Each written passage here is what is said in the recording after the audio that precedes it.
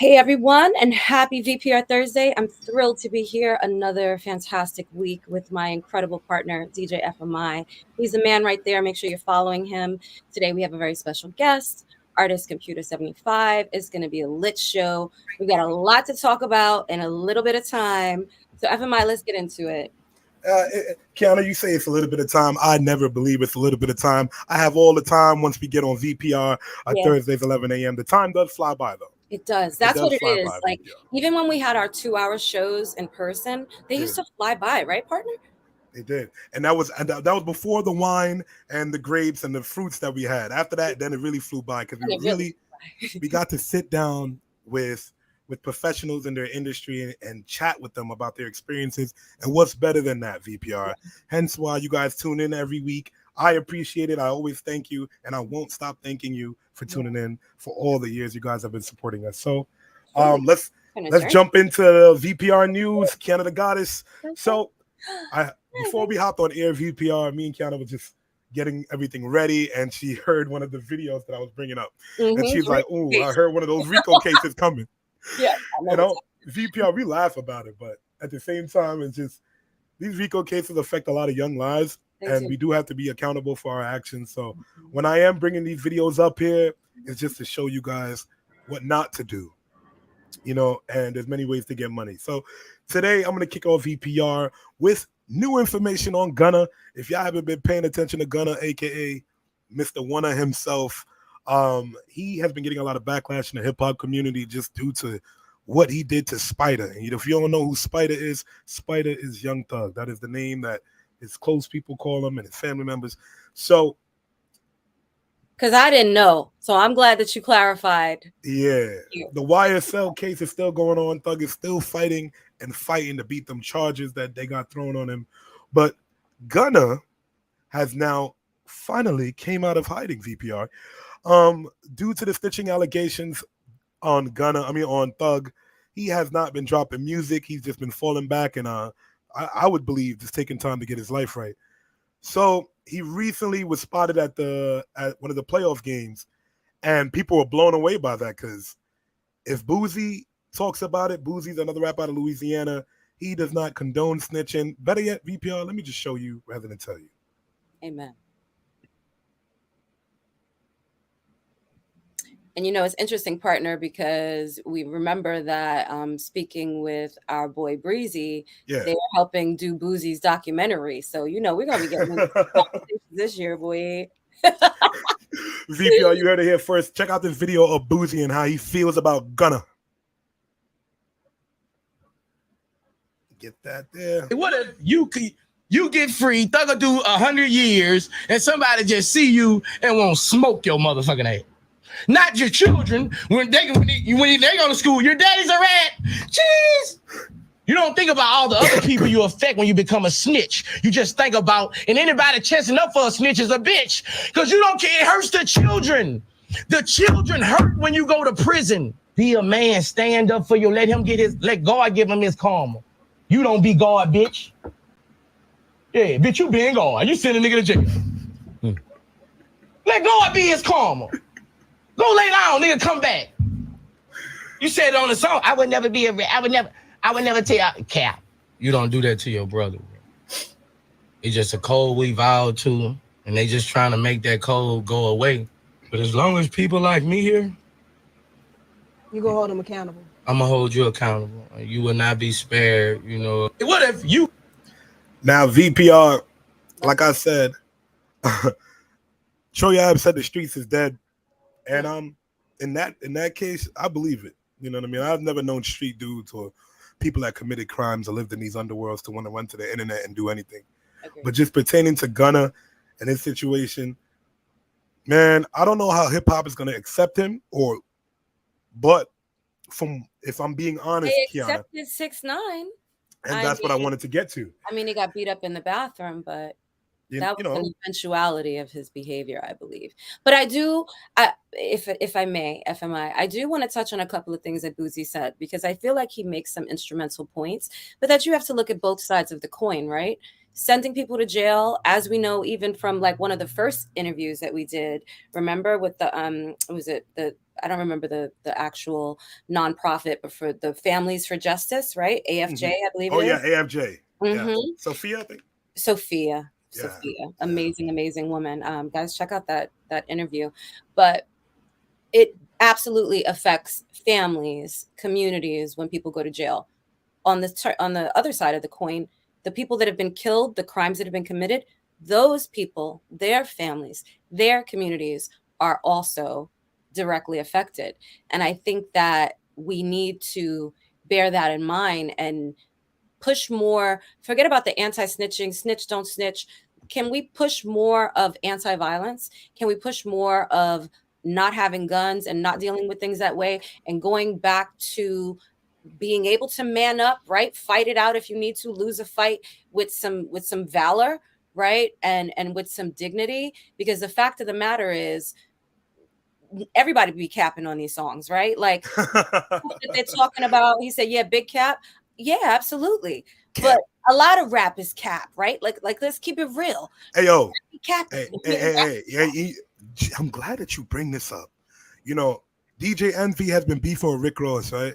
And this is when the selective politicking is a thing. I remember when 50 Cent was coming out and he was going after Rick Ross crazy, posting the photos of him being a correctional officer, and you know, his baby mother, you know, having sexual relations, sending his goons to have sexual relations with his baby mother, all of these things, right? And when they found out the history of Rick Ross, it was still cool. Y'all was still letting him rap. He was the biggest boss in hip hop has ever seen. He still doing it. Free Ray Ricky Ross, a drug dealer's name. Yeah. And so everybody knew he took someone else's moniker. He fabricated some of the lyrics, and he was a correctional officer. And we still let him slide. Like Meek Mill is still if that ain't the world. Rapper, I don't know. You know what I'm saying? Like, you feel me? Everything that hip hop, the culture, the brand stands for, that's so anti. But again, him, 6ix9ine, snitched on everybody and hired professional bodyguards as gang members to tie himself to gangs, and he's still selling. So just back on Gunna, now that he's out at the playoff games, he's dropping new music. I did want to play a snippet of it here. People are saying take it off. I don't want to hear nothing. He's trying to say he's going to take it up with God for what he's done. Well, let me ask you a question before you put that clip on. How are those numbers on his new music? Oh, it's a snippet, but just the snippet alone, it's garnering attention on Instagram and TikTok. It's good numbers. Because even the people that hate him, they're still listening, right? The comment section look crazy though. I'm sure, but they still clicked and played. That's a fact. The stream counts. Mm-hmm. The stream counts. So VPR, let me put on this new snippet of Gunna's music. Let me know in the comment section or any way that you see this. Are you feeling the record? You still rocking with Gunna?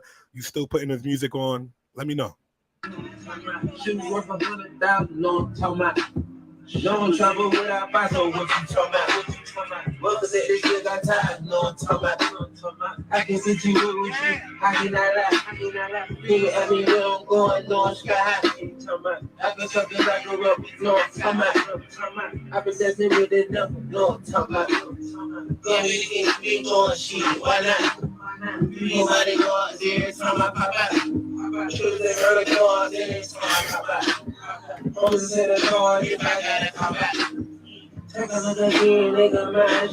All right, VPR. I'm listening to the before I was listening to the snippet, but I didn't really because I didn't understand shit that boy said. Now I'm talking about real. That's all I said. You know what I'm talking about? But VPR, what kills me just now, I'm bumping the music. And I'm like, he's still rapping about the murderers and killers around him. I'm not saying that you don't have murderers and killers around you, but that's the same reason you got them locked up, because they was around you. What's the end goal? You know what I mean? When it comes to this, I understand people making the money in the music industry, and it is an act. You are putting on a caricature of what you want to be, but Gunna situation, 6ix9ine situation, it's moving the goalposts further and further, and I just don't want people around me in that situation. FMI ain't committing no crimes. I'm a grown ass man, But FMI ain't committing crimes, and FMI ain't snitching. Guaranteed. Big facts. But so VPR is messy. Gunna's out here dropping new music. Let me know if you feel it in the comment section when you watch this video back. Shout out to Centron for watching right now, and a few of the other viewers on our other live platforms. Centron said it was trash, so that's one. That's one.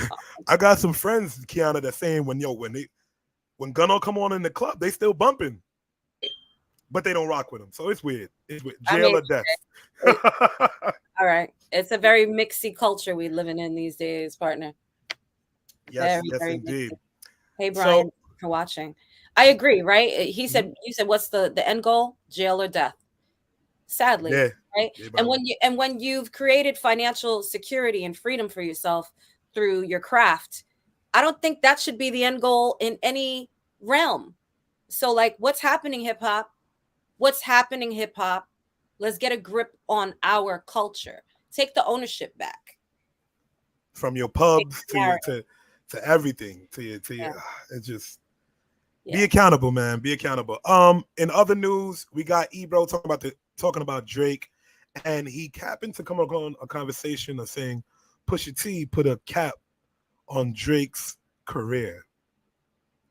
Oh. And I listened to him, and I'm like, I hear some points, but in my personal, I'm a Drake fan, VPR. Let me think about it. Career though, and all. No, I don't think so at all. You know, you can't put out certain news that people aren't privy to. Yeah. You know what I mean? Him putting out the news of his kid beforehand, of him even trying to do that's some next level. But that is next level. I understand that Drake plays in those realms as well. Yeah. When it comes to beef, because look at what he does with Kanye. Right. Look at that new song, Search and Rescue, with Kanye. I mean, I got Kim Kardashian.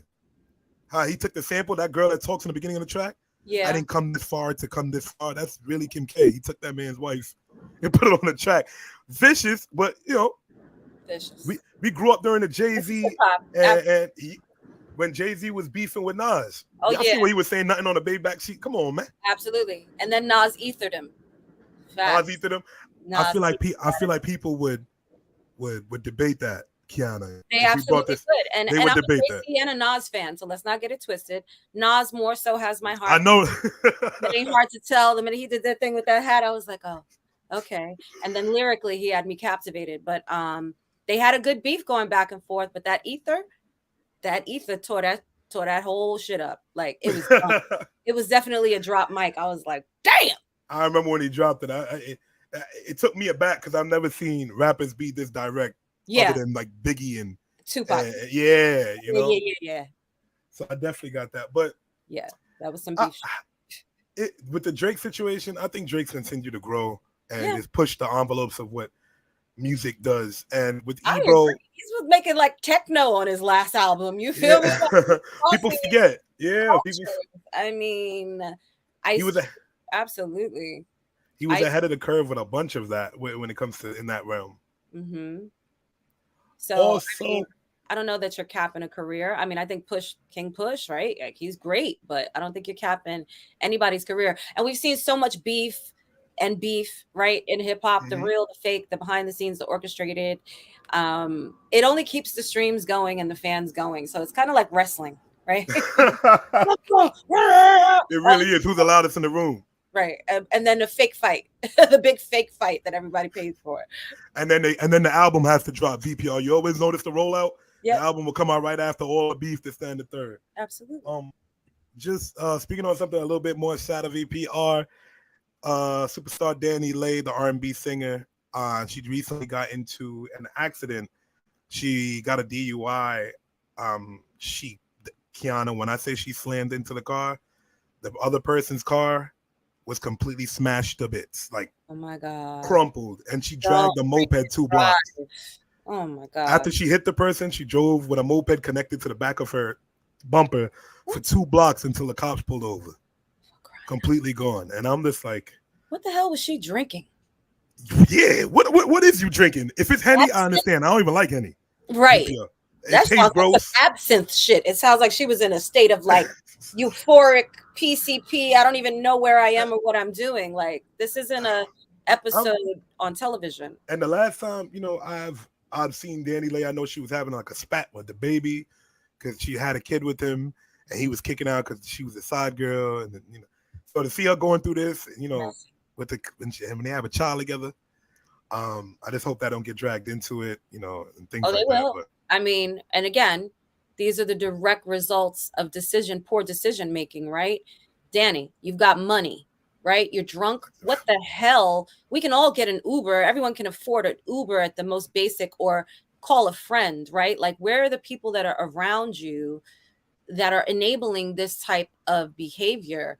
And not that you shouldn't be accountable for yourself, but again, that's why throwing money at people that don't know how to manage finances, that aren't educated, that and I don't even mean in the sense of like having a master's degree or whatever. I mean just educated beyond the streets, right? And beyond the street mentality, knowing things, being woke, right? Even to the environment that you're creating, and to the law of attraction and the things that you're bringing into. Like, you've got all this money and it's just being spent, and then you're still throwing your life away. Brian just said jail or death, right? Like, these are the ultimate. folks in the What the hell are demons. y'all doing? Ryan going off in the chat. Nah, it's a sad sight to see. You don't wish this on anybody. Hopefully the person in the other car is okay, and Danny Lake and she gonna be paying for it whether they are or not. I'll tell you that much for sure. That's a lawsuit will come in. Kiana, that's not to just lighten the room, but I seen a meme online when you found out a star hit your car and you think you're about to get money, and then you find out it's Danny Lay. I'm weak. People need to chill, bro. People need to chill. Out of control. Before we have our guests come up, I just want to touch on one more hip hop story. This story kind of it shocked me, VPR. Now, I'm all for symbolism and shock value, but this it ain't it for me. So Westside Gunn has a new album coming out, and he's getting a lot of backlash over his album cover, VPR, and I'm going to show you why he's getting this backlash on this album cover. The name of the album is Hitler Wears Hermes. I'm trying to see if I could get it up here. So we went from The Devil Wears Prada. We're taking a take off of that, clearly, right? So there's, again, a lack of originality, right? Yeah, right. The album cover has a bunch of swastikas on it. And, that is rubbing people the wrong way, as it should. And I know there's oddly, the swastika began as an Egyptian symbol. So it really shouldn't, and as an Indian symbol. So interesting that it's turned into this form of hate when its actual origins go back to like spirituality. But that's neither here nor there. What are you doing? Hitler Wears Hermes. Like, I'm just like, I don't even want to bump the album. Not to say it won't be good sonically. It's just in bad taste. Like, it's very bad taste. But we'll see what goes on with that, VPR. I agree, Brian. Too many gimmicks, right? Like, it's like a comedy sketch special and then the album. Yo. This is not Saturday Night Live, like. As you know who I'm going to take my hat off to, VPR. One artist I'm going to take my hat off to. I'm not the biggest avid listener of him, but Lil Durk. I like what he did with the last single that he put out. He's trying to change the narrative, and he's trying to change his sound with more positive music, I would say. I haven't bumped the album yet fully, but that single with J. Cole, with the kids, it might seem gimmicky and cheesy at first. As a DJ, I'm just like, hey, listen. But then I'm getting to a point in my life where I'm like, I understand that there's a time and place for this music also. And that I can respect, especially him being at the top of his craft and his career right now and doing that single, because he doesn't need to. Clear, you cannot do a single with J. Cole and not change it up, right? Because that's a fact. Cole has and he traps and whatnot, right, in his messaging a little bit, but like his messaging is completely different, and lyrically he's very gifted. But I love that premise, because if you remember Nas's I Know I Can, right? That was such a big song for the kids, man, right? Like, they need that because it's these kids that are listening ultimately. So why not have them join in with their peers in a different message that spreads things in a more positive light? This is how we can prevent and stop this killing, which is what we're trying to get to, not the RICO charges and jail and snitching. Oh man, and I know last week VPR I spoke upon the Chef G situation. More footage came out of all their crimes.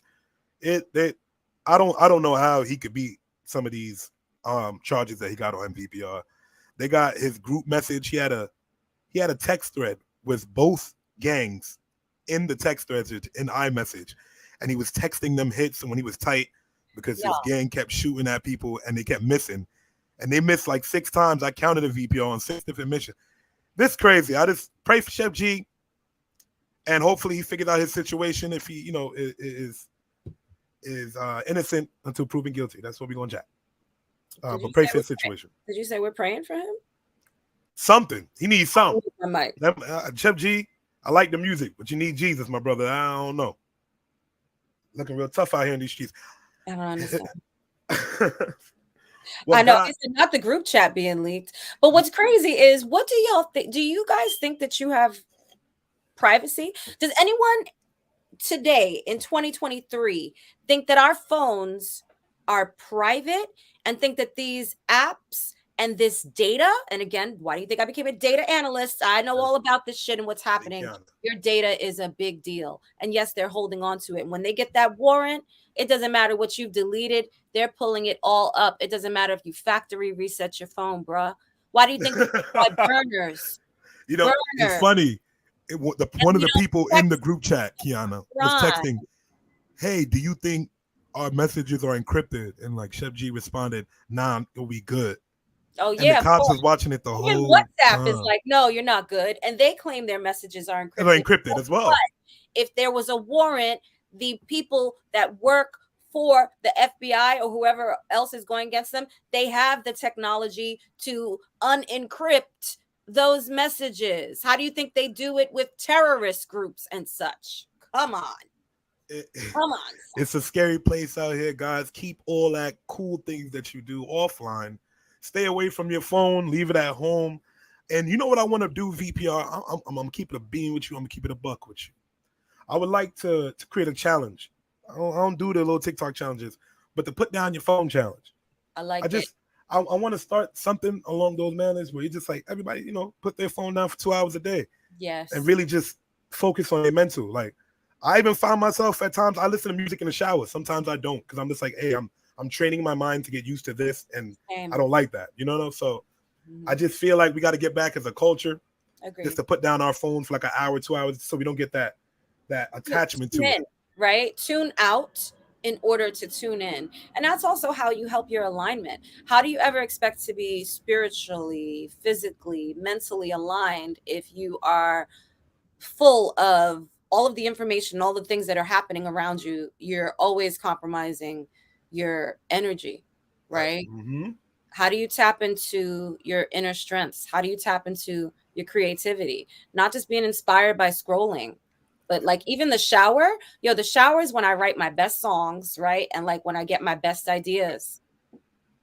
The shower is where Poshmark popped off. I was like, I really need to redo my wardrobe. You know what I should do? I should put some of my stuff on Poshmark, and then I can just buy stuff. And bam, Poshmark has become an entire business for me. Like that was a shower. I've seen.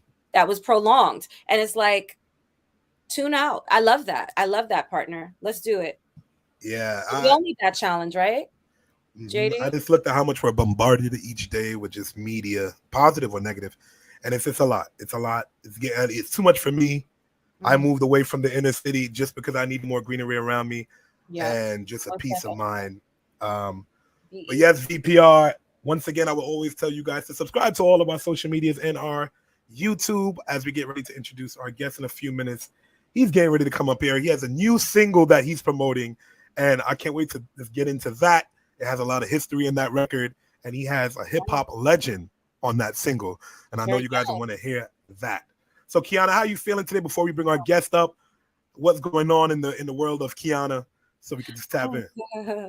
The world of Kiana is good. You know me, partner. I like to lay low and work strong and then just like drop announcements like boom. So that's how we do. That's how we do as a team, like individually. So I love it. But I see Computa has pulled up. Let's definitely bring him up. We were just talking about his dope ass single. He has been on the hip hop scene for a minute. He's worked with many, many of the greats. So let's just get him up here. What's up? How are you? Yo, what's up? What's up, y'all? Everybody good? What's going on, Computa? Top of the AM, man. Hey, yo, top of the AM, bro. What's good? I can't complain. It's a great Thursday. I got Computa 75 up here. And we got him up here at 11:30 a.m., bro. So like, that's right. And blessings to you and the goddess too, bro. Blessings to you and the goddess, man. Thank you. I appreciate that, my brother. Kiana, so do you want to kick this off? Or what's going on? Yeah, let's do it. So I want to talk about your career because, like I said, for people that don't know you, haven't heard your music or your affiliations, you've been in the hip hop scene for a long time. So let's start talking about your beginnings of your journey, how you flocked to hip hop, how you started creating music, and how your journey has progressed so far. So I came to music professionally when I was 16. You know what I'm saying? So I'm 37 now, so to me it was like it wasn't really many options for me. You know what I'm saying? It wasn't really many options. My mom's was like, my grandma's was really pretty much like she was my backbone. You know what I'm saying? Because my mom's, you know, God bless her, I lost my mom's to drug overdose. You know, back in 2012, and my grandma's was like the driving force in me for me just to be me, not really necessarily music. She just really wanted me to, you know, to not fall into the traps that my parents fell in. You know what I'm saying? My pops was incarcerated for 30 years, and my mom's was, you know, getting high real, you know, when I was a kid. You know, so I started writing a lot. You know what I'm saying? I just started writing my thoughts down. And then one particular day, you know, my uncle was just like, yo, man, you need to take what you're writing and make people understand what you're saying. Your words is powerful, and you need to make people understand what you're saying. And write your music the same way you talk to me, how you converse with me. And he actually taught me what's to be conversational rap. You know what I'm saying? Where I'm speaking to a point where people can understand me from a conversational spectrum. Love that. And then I just basically took all of my demos that I made at home. We ain't really have much equipment and all that. We ain't have much or nothing, but we was able to record. So once I was able to record, your Computa, what was you recording off of, if you don't mind me asking? My uncle had a little drum machine, man, and he used to like speed loop these little tapes. You know what I'm saying? He used to have these little tapes, and I don't know how this dude was a genius, man.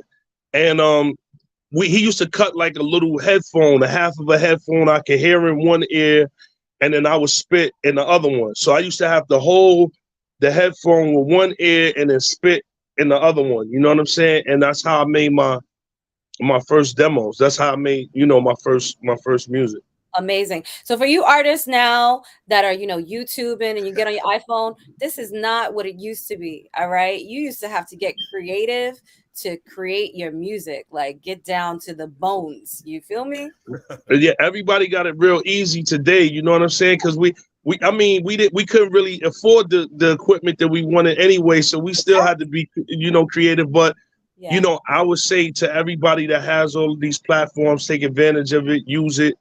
Make it happen for yourself. You know what I'm saying? Don't make excuses. You know what I'm saying? Whatever you got to do it. You know what I'm saying? Like, do it. Like, make it happen. It's nothing that can hold you back but you. You're your own worst enemy, man. So if you choose to, you know, sit back and complain and be lazy and, you know, look at other people shine and be mad, then that's only your fault. You know what I'm saying? About it. Computa. Now, what were some of the artists you were looking up to when it came to rapping? What were certain flows that you just felt fit your style? Well, when I was a kid, Big Pun is from my area in the Bronx. So Showbiz and AG and them is from my area. Fat Joe is from my area in the Bronx. Diamond D, Lord Finesse. These are the dudes that were the big homies in the area. You know what I'm saying? We were like kids. We was like 12, 13. And, you know, we would see Showbiz come through with a fly whip and Diamond D and Lord Finesse and Fat Joe and them. So, you know, we saw what they had and we wanted to get in that. You know what I mean? We wanted to have a piece of that. You know what I'm saying? And so Big Pun lived in Littleville, which is right down the block from me. And his name used to be Big Moondog. So I used to walk down to his block, and they actually had a barbershop in the project hallway. Now, they had a little barbershop in the project hallway. They would cut hair and write rhymes, man. And I met him, a kid named JQ, TUD, and then Lord Finesse had brought Big L around the way. And he was like, so I would say Big Pun, Lord Finesse, Big L, Fat Joe, those Showbiz, AG, those were the dudes that were around me, and those are the people that I actually idolized in the hip hop field. And then I started to take little with Graham Wiz, Nas's one of Nas' best friend's cousin grew up with me, 6'9", so I started to go to Queensbridge a lot, and I met Nas, I met a lot of homies out in Queensbridge, so those are all my inspirations for me, you know, to being an artist. That's so awesome. So let's jump back. So you've created this demo. How did you start getting it into the hands of the right people? Because it seems like you really just kind of took off and started going. So basically, my uncle used to, like, you know, he used to ride motorcycles and stuff like that. So basically what I did was I took his dirty motorcycle outfit and I dressed up like a trash dude. And I went down to all the labels and I had a backpack full of all my music. And I used to go and act. Smart and crafty. Most artists won't even do that. But go ahead, bro. Yeah, so I asked, right? So I asked, could I empty the garbage? I was like, yo, you know, not really asked, but I was playing the garbage dude. So I'm like, yo, I'm here for the garbage. You know what I'm saying? So I did this for about a month, like a month straight. I would just go to all the labels and pick up the garbage, but I also would take my music and drop it in they used to have these little places where you could put your demos at. Right. And I would just keep dropping my demos in the same place every time I emptied the garbage can. Wow. So I went to Select Records one particular day, and a very good friend of mine who wound up being my A&R, working with Soulja Boy right now. Shout out to Theo Brown. Much salute to him and Soulja Boy. They over at Atlantic. He was like, yo, the garbage dude came already, man. The garbage dude came already. Yo, man, don't make me call security, man. Who are you? The ruse was up. Yeah. So I was like, yo, my name is Computa, man. Yo, you know what I'm saying? I'm an artist. You know, I ain't think you was going to really listen to my music. So I figured if I kept coming to emptying the garbage that, you know, somebody would give me a listen. And he was like, yo, if you did all of this for somebody to hear you, you deserve to be listened to, man. Exactly. And I walked in the office of Select Records, and I spit for about a half hour straight. I played all of my music around for half an hour straight. Wow. The president, Fred Moneo, gave me actually a demo deal. He gave me $1,800 that same day. Told me to go to Baltimore, do a dope demo, because the one I had was like terrible because of the sound quality, but it was good enough for you to hear me. Mm-hmm. And I did it, and I was hoping to hear something back. So I'm waiting. No phone call. Then he calls me. I come down. I go to a place on 21st Street between 5th and 6th Avenue. We sat. We talked a lot of shit, and we just walked out. But walking out, I'm like, damn, man, they probably ain't like my music. And he handed me an envelope, and it was for $500,000. Right. Because I'll tell you right now, the fact that you spit for a half hour, something was going on. Because if in the first 20 seconds he would have been like, all right, that's enough. Thanks. You could go get the garbage. He would have said that. Right. Right. That- Yep. So I got a $500,000 my first deal. I was 17. Wow.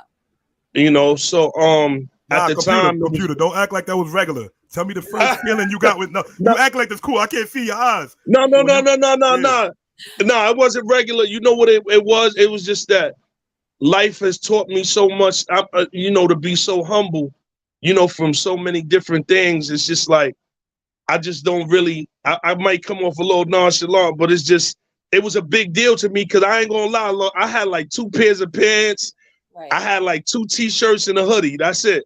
Right. You know what I'm saying? So the first time I got that 500,000, I just got on my knees and I just prayed. I just said a prayer to God and told my grandmoms, like, Mom, you know, your boy just did it. You know what I'm saying? Your boy just did it. She happens to be over me right now. That's her picture.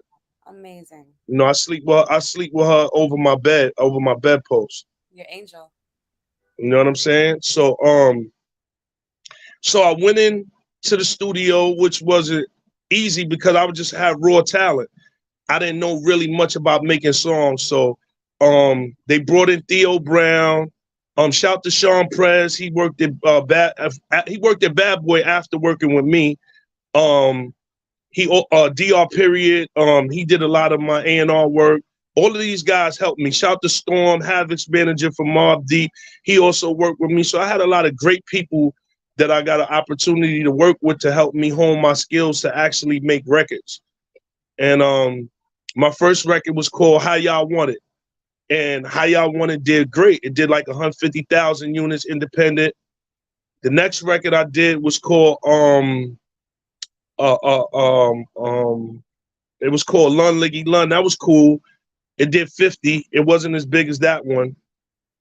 And then Fred was like, yo, you need to go in the studio and talk about your life. I want you to talk about what's going on with you, what's going on with Computa, what are some of the things that, you know, that bothers you? Because I had some of the conversation I'm having with y'all, I had it with him, but on a higher level.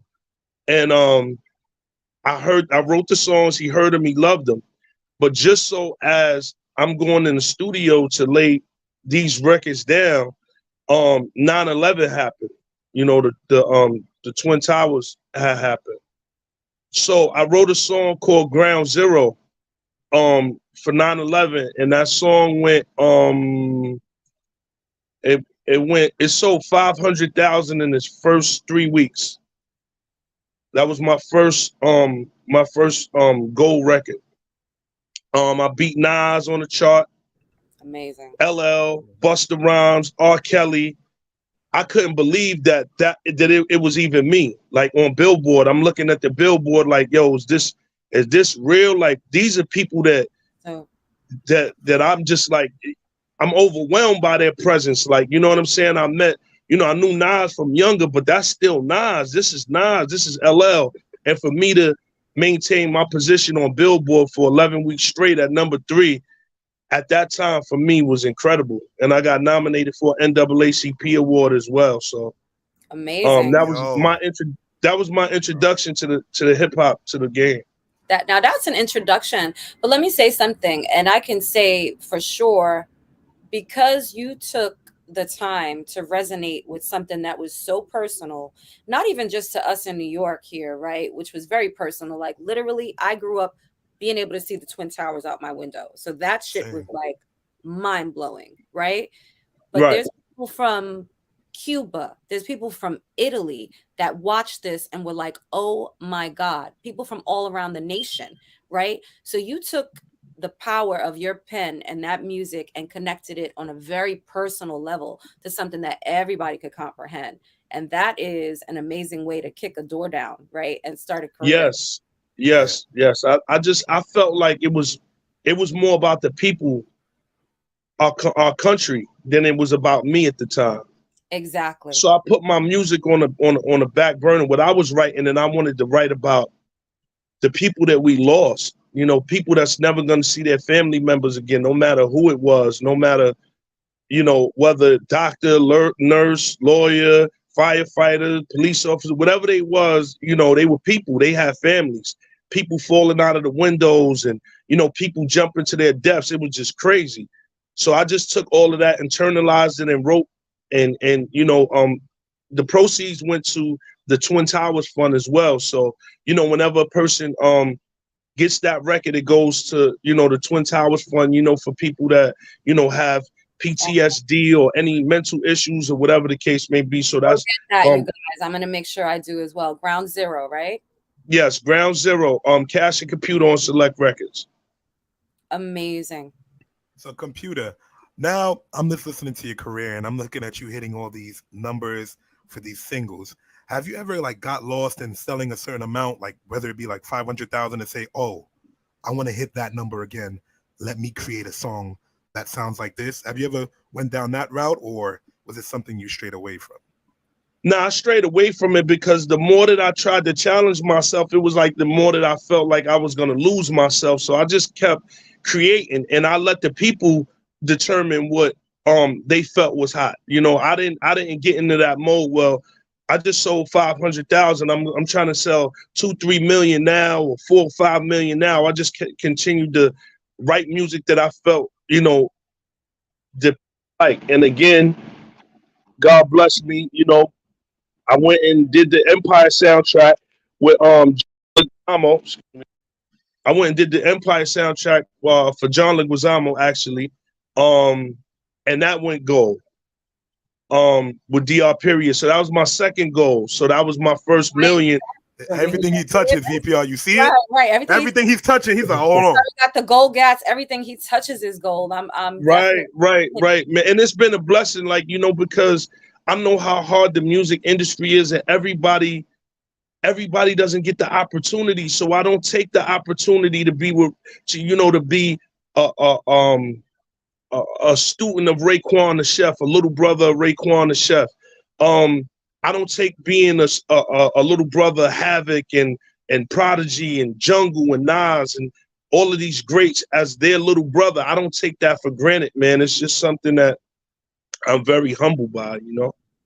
You know, I can say though, what we see that's so different about you than so many artists, and I'm certain that this is why you're continuing to see these grand sweeps of success and will continue to, your humility, right? Your appreciation and true gratitude for the craft, for the people that are around you. I think that as money starts being made, contracts start being signed, even people that started out humble, that started out hungry, right? They lose that. When FMI asked you if you started kind of changing things to get more numbers, you're like, no, I need to stick to my music. I need to stick to what my fans want. And people think that getting to that next level happens through switching up and being like everyone else's sound. But truly, you are like living so purposefully in what you do that everything is just opening and unfurling. So yes, I appreciate it. I appreciate it so much. And you know, it's these platforms like you guys have that make artists like me, like, you know, artists get into this mode where it's like me, and they feel like they're too good to talk to anybody, or they feel like they're too good to open up the VIP section and let people come in. And a true champion, like Mike Tyson once said, is one that could walk amongst the people. I always wanted to be able to walk amongst my people. Like, you know, I could still come in my neighborhood and sit on a crate with my homeboys and drink some Henny, and they not going to treat me like I'm Computer 75. They not going to care about any of that.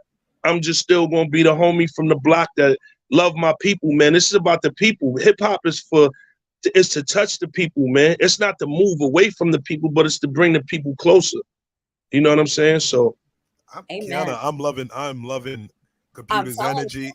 Honestly, this is an interview that's going to stick with me. I've had so many artists that come on the platform, and I hear them. You know, I listen to them and hear their stories, and a lot of them have such a love-hate with the industry due to certain contracts, people that they mess with that did bad business. And when I hear you, which I know that you probably had your hardships too, right? But you overcame them. You see what I'm saying? And you overcame them while being humble. So my hat's off to you, Computa. Thank you so much, man. Hardships are gonna come anytime. You know, hardships are gonna come, but it's how you deal with the hardships. You know what I'm saying? Tough times last, don't last, but tough people do. You know, you have hardships in life. Like when you come home, you're not gonna always be the same. When you come home and you shut the door and you lay in the bed, you still the same person that you've been living with your whole life. So it's no reason for me to put on a facade. I don't have a Superman cloak or cape. I'm just Computa. I'm me. I'm the same person I've been, you know, except that, you know, certain areas in life I was able to succeed and be and achieve and be successful, man. You know, and to me that's like everything. For me to just live out my dreams, man, and be able to do what I set out to do and accomplish it. You know what I'm saying? Because my grandma she struggled, man. She struggled, man. She used to wear her little skippies and, you know, and give me everything. So I started selling my newspapers. I started doing vending with my cousins. They was older. I did everything so I could meet her halfway. You know what I'm saying? And I had this one strong, beautiful lady that was raising young men. You know what I'm saying? So we never was taught to complain about anything, man. We wasn't taught to complain. Like, it was times I didn't want to get up in the morning and go sell newspapers at 8, 9 years old in the freezing winter. But you know what? She used to tell me, listen, you only got one chance to get this money. You know, the money ain't gonna come to you. You gotta go get it, man. You know what I'm saying? And she used to say, ain't nothing coming to a sleep person but a dream. That's what she used to tell me. So I got up, man, and I sold my newspapers, man, and I got up and I made my money, man, and I put it towards my life, towards my living, towards our bills and stuff like that. So by the time she passed away of cancer, God bless. I was already so trained by her to go achieve that I didn't need anybody to push me. I was already pushing myself because she, you know, she raised me that way.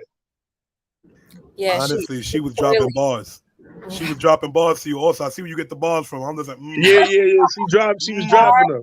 Ethic, right? She clearly is your angel. Before we go, I definitely want to get to this clip of your new song for sure. If you could cue that up for us, DJ FMI. I want to ask you about the root of your name because it's so interesting. Computa 75. Where'd that come from and why? All right, so my name was Kid Flavor first. Like my name was Kid Flavor, which is crazy. So very 90s. Very 90s. You know what I'm saying? Very 90s. And I was like, damn, I need to change my name. I need something that's gonna be around even after I'm not around. So one day I'm watching the Terminator, and he said, this machine absolutely will not stop until you're dead, until you're gone. This is a machine. You can't kill it. You can't reason with it. You can't compromise. And I'm like, that's my name, Computa. Terminator was too common. I used Computa. So the 75 came from my mom, God rest her, because I used to ask her for 75 cents when Mom, I need 75 cents. Mom, could I get 75 cents? 75 cents could get you like chips and a 25-cent juice, right? Yeah, you was lit. If you had 75 cents, you was lit. You know what I'm saying? Good for the whole day. And some candy. Now and laters. Right. So when my mom passed away, I just took the 75 and put it on the end of Computa for my moms. You know what I'm saying? So my whole career has been driven for my grandmother and my mother. Those are the most two inspirational people in my whole entire life, man. So everything I do for them. You know what I'm saying? So they watching over me and making sure that I stay on top of my game and I'm staying focused. You know what I'm saying? I also want to give a shout out to Nas too, man. Absolutely. Yeah, me and Raekwon shot the video in Nas spot, Sweet Chick. So if y'all ever been to Sweet Chick or if you haven't, go to Sweet Chick. The food is crazy. They got raspberry butter to go on the waffles. It's dope. Yo, Big Nas, I love you. Jungle, I love you. The whole Queensbridge, I love y'all, man. And Raekwon, the chef, my big brother, I love you, man.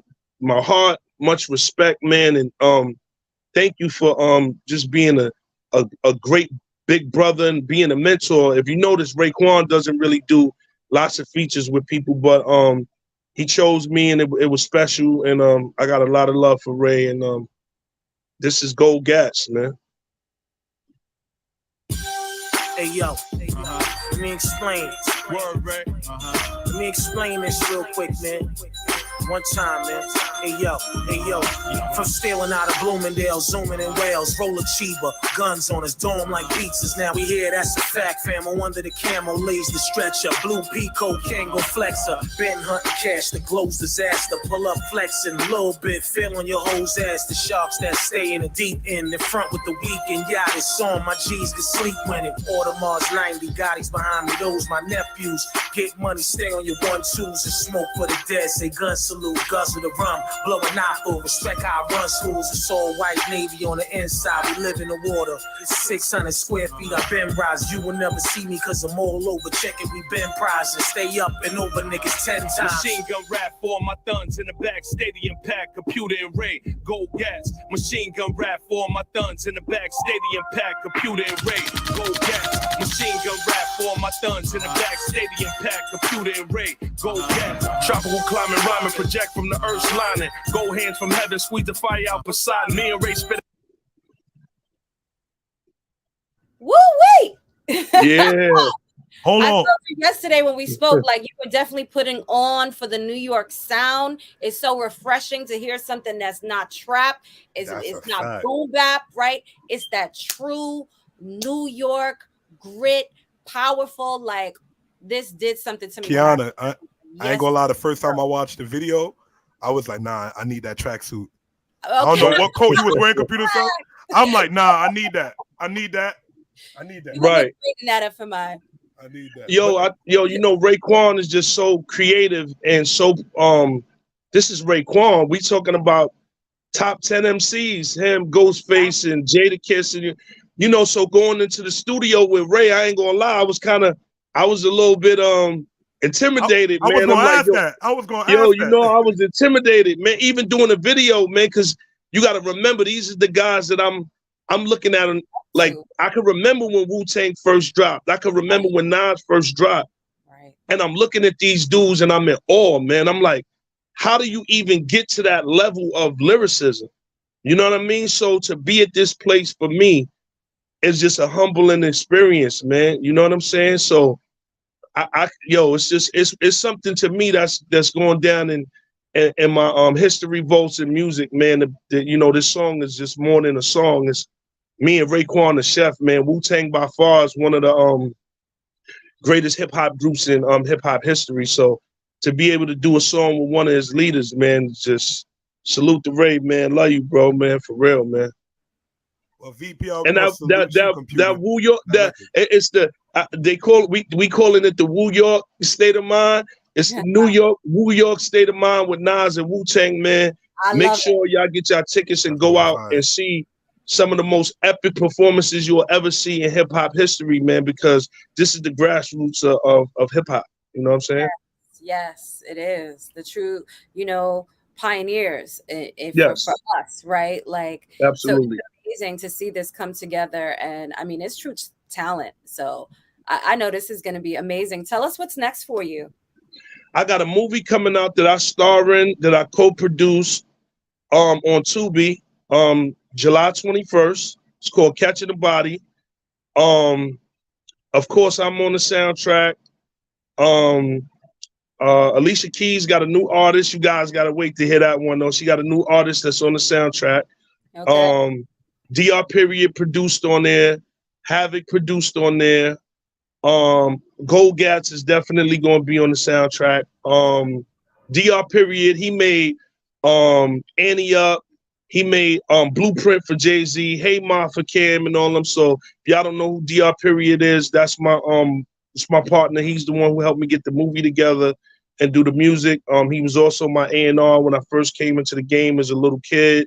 So shout out to DR Period, the whole Rock Boy family, and that's coming. I got a clothing line coming, 765 clothing line. That's my building, the building I was raised in the South Bronx. You're gonna have the suit on there for FMI. What's up? Yes, it better have that tracksuit jacket. Yes. I'm gonna make sure y'all get blessed for sure. Man. And I also want to give a shout out.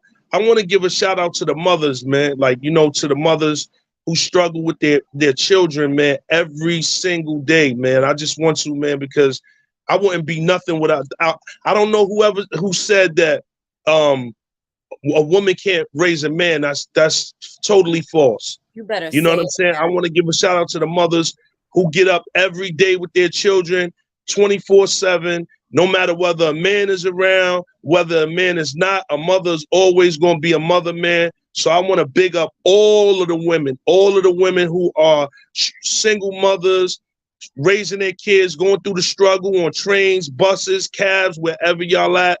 I got nothing but love and respect for y'all, man. I just want to big up women because women made me great. Amen. And I'll thank you for that on the behalf of single mothers and mothers that have been through that, going through that. I definitely thank you with great appreciation for that. I want to read a comment before we get ready to get out of here because I feel like it definitely epitomizes how everybody's feeling watching this. Zola says his passion and love for the music and his relationships with other artists is refreshing. Glad to know true passion for the music is still alive. And that's definitely what you are exuding. And I hope any artists that have been watching to create more inspiration, to not feel deterred, to go after your dreams, that this did something for you and it reignited, that spark. So before we get out of here, please let everyone know where they can find you. And we always like to sign off VPR with a message of love. And I know that you've got lots of it. So give us what you got so we can end this with just a more powerful and positive message. Computer 75. Y'all can find me on Instagram. Y'all can find me on TikTok. Y'all can find me on Facebook. All media outlets, Spotify, TuneCore, Tidal, Apple, Computer 75, everything. That's COMPUTA 75 on everything, man. And I appreciate y'all for having me on the show. I spoke to this queen and I was like, could you give me a wake up in the morning? She's like, no, I ain't giving you no wake up. You got to get up, Computer. I've been running so hard. All of my homeboys came from LA. Shout to Razkaz. I just did a feature in his video yesterday, Twister, and it was dope. So I've been running around for like a week. I haven't slept for like about a week. I might have got a few hours in every night. But thank you guys for having me on the show, man. Y'all got such of a dope platform. I would love to come back again when my movie drops. I want to hear what y'all got to say about this movie, man. This movie is exciting. It deals with a lot of issues that we go through in our community. It's fictional, but it's stuff that we can all relate to in the urban community. You know what I'm saying? For sure. And we would absolutely love to have you back. I'm looking forward to it. And I'm looking forward to the soundtrack, VPR. Oh, hell yeah. That soundtrack is going to be lit. I'm already in love with Gold Gats. I got to watch the movie now. I've been waiting for hip hop to take this shift, right? I feel like you are on the verge of creating such a new narrative that we really need to go back to. Before you got here, we were talking about we need to take control back of hip hop creatively, ownership, right? This is how you do it, you guys. So leadership. I want to say something before I leave. Leadership is not sounding like everybody else. Leadership is being you. You don't have to drill rap. You don't have to do all of these things. It's not about, to me, you know what I'm saying? It's not about making money. Now, if you want to make money and that's what your goal is to do in hip hop, that's cool. But for me, hip hop is talking about issues, social issues. I got a single out called PTSD, you know what I'm saying? Post-traumatic stress disorder from dealing with the loss of my moms, you know what I'm saying? Dealing with her, with her death, you know what I'm saying? Her drug overdose, man. So use your voice to speak out. Use your voice to speak to the people, man. You got a voice. Use it to uplift. Use it to open the minds of the people and not tear it down. Not saying I don't have music that has a street core because this is where we come from, but everything doesn't have to be based solely upon that. Don't be afraid to be yourself. You know what I mean? Put God first in everything you do and you'll always succeed. Always. Boom. Man, VPR, and that's how you do it. And that's you always leave on a positive note. This man has dropped a bunch of jewels today, and hopefully you guys could pick up some. Subscribe. Make sure you follow Computer 75 and look at all his new projects coming out, man. Thank you for coming, my brother. Yeah. All right, thank y'all. Bless. We'll get you back for your film, and we'll see you soon. You go and have a phenomenal day. Get some rest. All right, you too. Thank you. All right. That was amazing. VPR, another amazing episode. I say that because I truly feel it. Yeah. And I can't wait for you guys just to come back to our live show. Tune in there, and we'll see you next week. Yeah, we absolutely will. And I hope you guys remain blessed. Much love and light. And whatever you're feeling, whatever you took from today, go and put that forth. And let's just keep this vibration going. All right. We'll see you next week. Ciao.